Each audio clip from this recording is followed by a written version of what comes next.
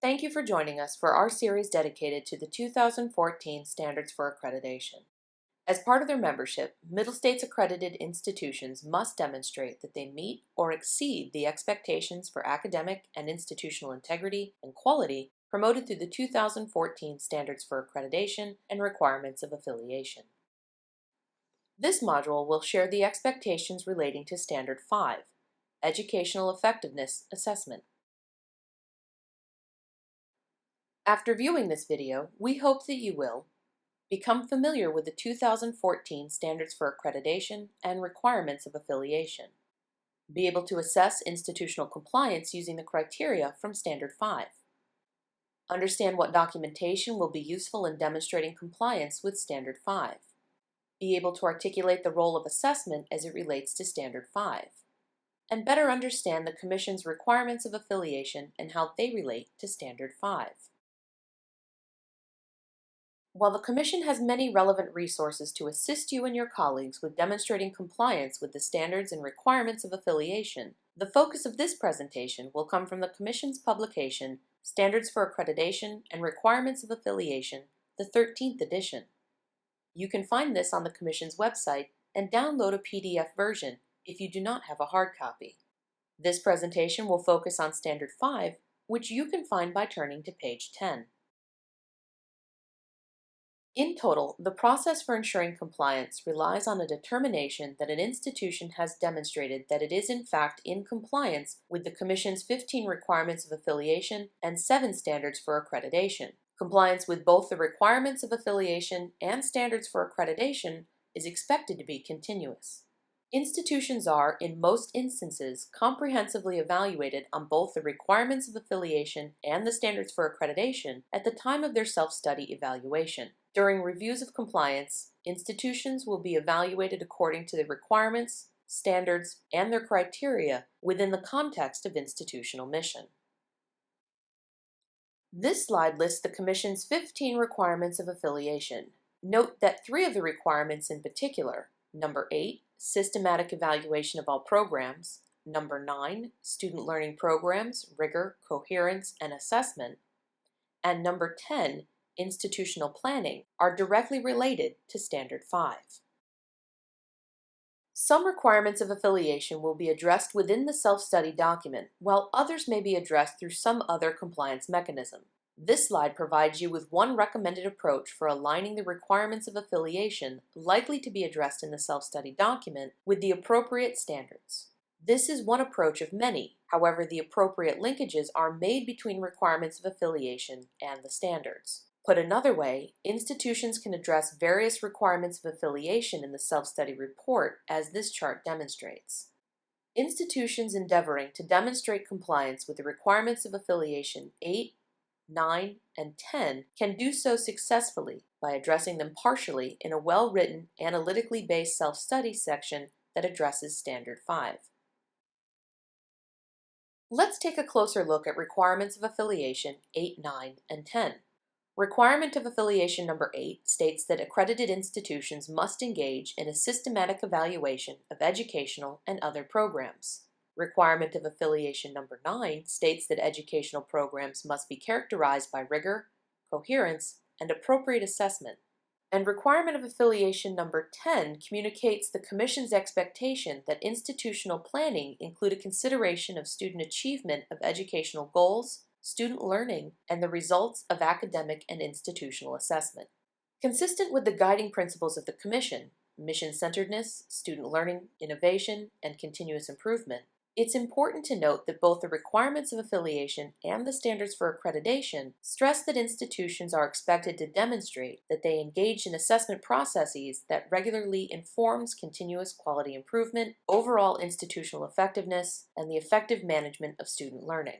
Institutions will need to include within their self-study materials how the criteria within each standard is met, as well as how the relevant requirement of affiliation is also met. It is important to remember, however, that when an institution demonstrates that it meets Standard 5, it must also demonstrate how it complies with these relevant requirements of affiliation. This may or may not require a separate analysis within the self-study document, but a clear indicator addressing the appropriate requirements of affiliation will be necessary. Some institutions have provided headings that include references to specific requirements of affiliation, or have footnoted or offset notations in the margin of the self-study document to indicate that the analysis provided also speaks to and demonstrates compliance with the appropriate requirement of affiliation. While the Commission is not prescriptive in terms of how compliance is documented, institutions have to be mindful of the appropriate alignment of the requirements of affiliation with the standards and clearly indicate to the evaluation team where that has been satisfied in the self-study document. Consistent with the requirements of affiliation, the wording of Standard 5 is thus: Standard 5, Educational Effectiveness Assessment. Assessment of student learning and achievement demonstrates that the institution's students have accomplished educational goals consistent with their programs of study, degree level, the institution's mission, and appropriate expectations for institutions of higher education. The standard articulates the goals, expectations, and values the Commission feels are important aspects of educational effectiveness assessment, namely a focus on student success consistent with an institution's program of study and degree levels, as well as a respect for institutional mission. In what follows, the various criteria that constitute Standard 5 will be explained. This standard has a total of 5 criteria, which are noted on this slide in general terms. As you review the criteria, you and your colleagues should be thinking about resources that are available at the institution that could be relied upon to demonstrate compliance with each criterion. These can be policies, procedures, or other types of evidence that would demonstrate during review that the institution meets the criteria. Criterion 1 focuses on the establishment of clearly stated educational goals. Institutions are expected to have developed clearly stated goals at institutional and degree program levels that are reflective of rigorous expectations of performance in higher education. These goals are to be related to one another and with the institution's mission. In several ways, this specific criterion is directly related to Standard 3, Design and Delivery of the Student Learning Experience, which focuses in part on rigor and coherence of educational offerings. Clearly stated, rigorous, and coherent goals and objectives should lend themselves to appropriate and meaningful assessment. First, the institution clearly articulates its goals.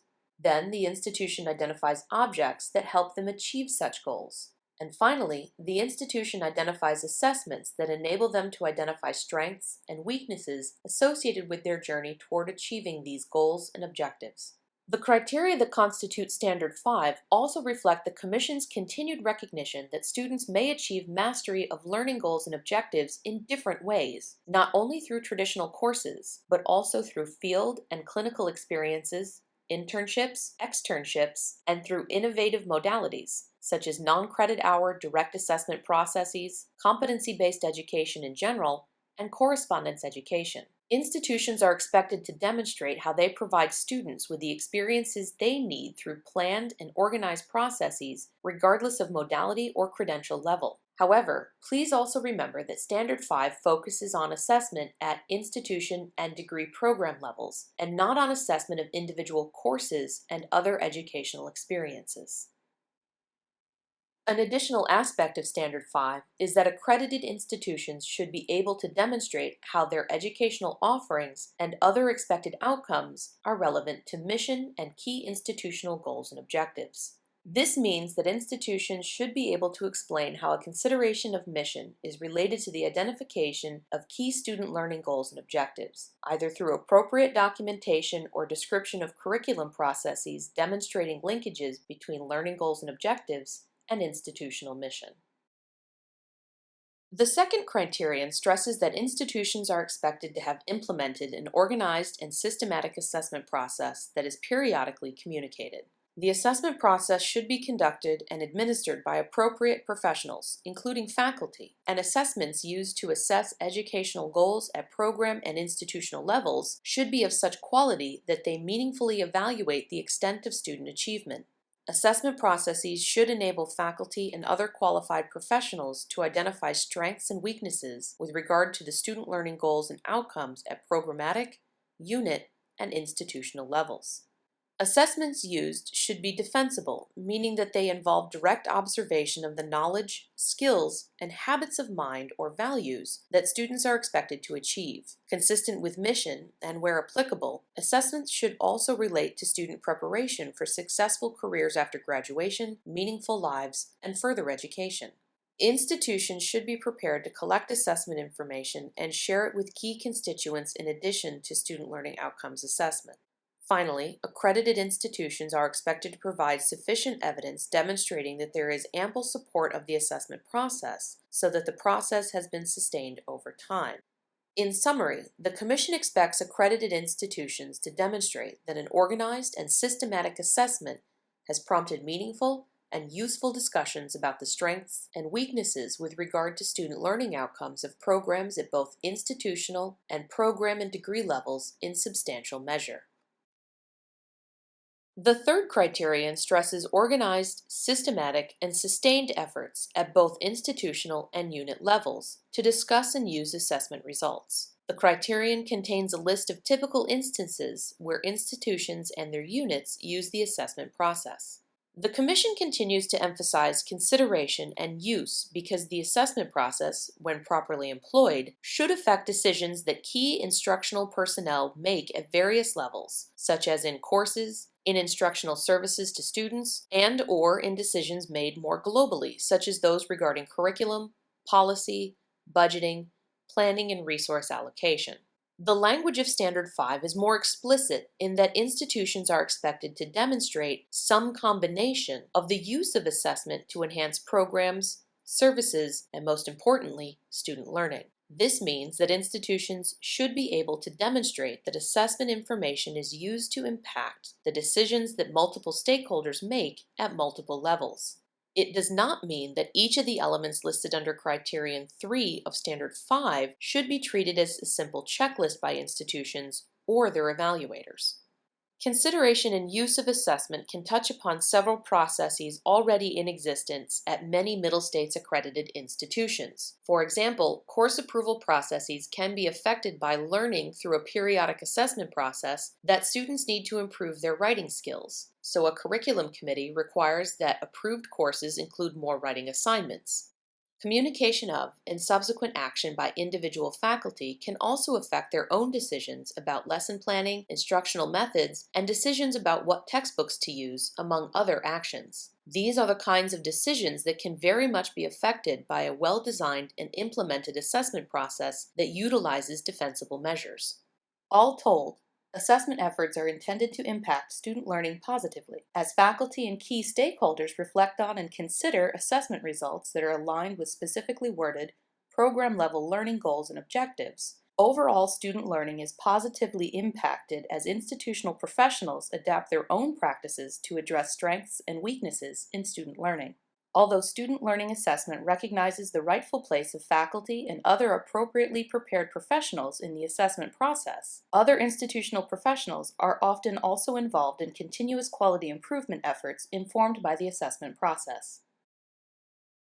Third-party providers, those who are contracted by an institution to conduct a significant proportion of activities that become part of the student's educational experience, can be part of an institution's innovative efforts to enhance the overall student experience. Accredited institutions are expected to conduct appropriate and adequate institutional review and have approval processes in place to ensure that all activities performed in their stead are regularly reviewed and evaluated.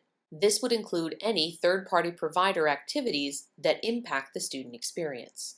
It is worth noting that some contractual arrangements with third-party providers require substantive change approval by the Commission.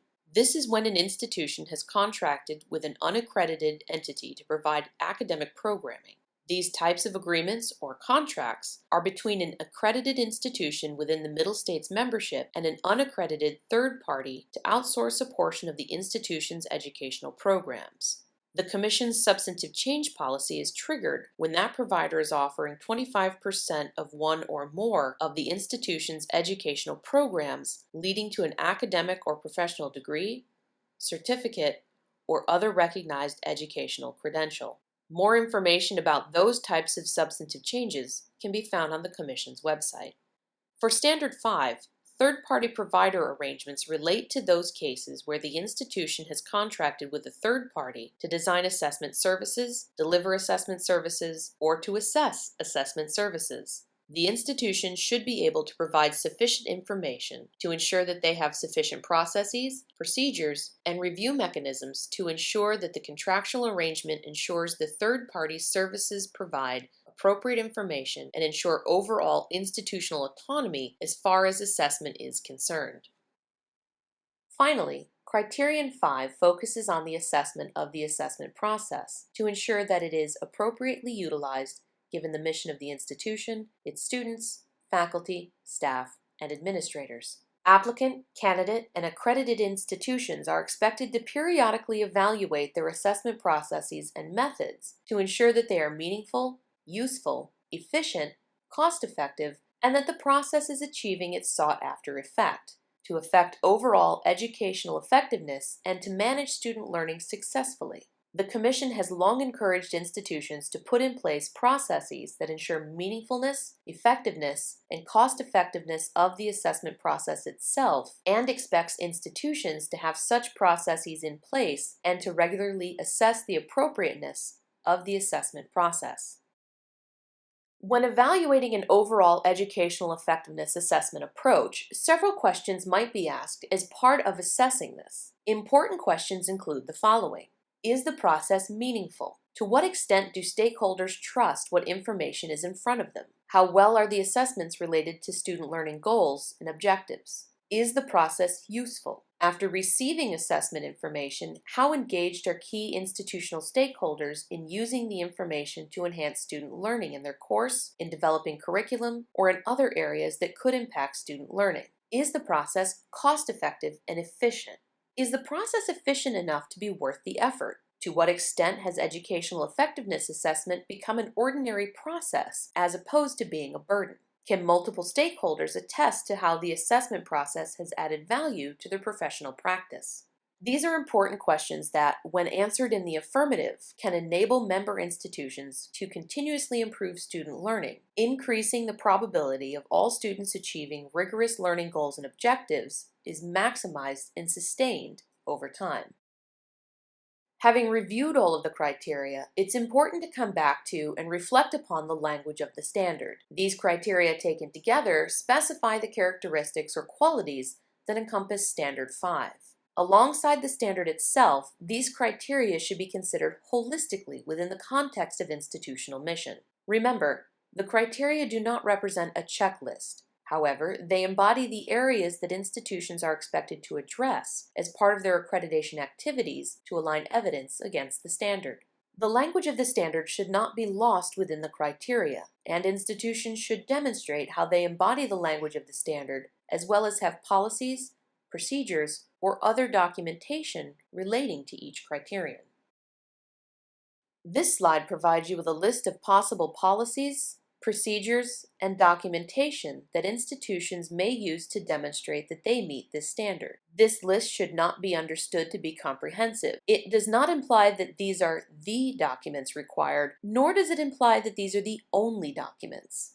What the Commission wants to convey is that it will be critically important for you and your colleagues to determine what evidence, in the form of policies, procedures, or other documentation, exists at the institution to provide evidence of effectiveness, institutional improvement, and compliance under this standard.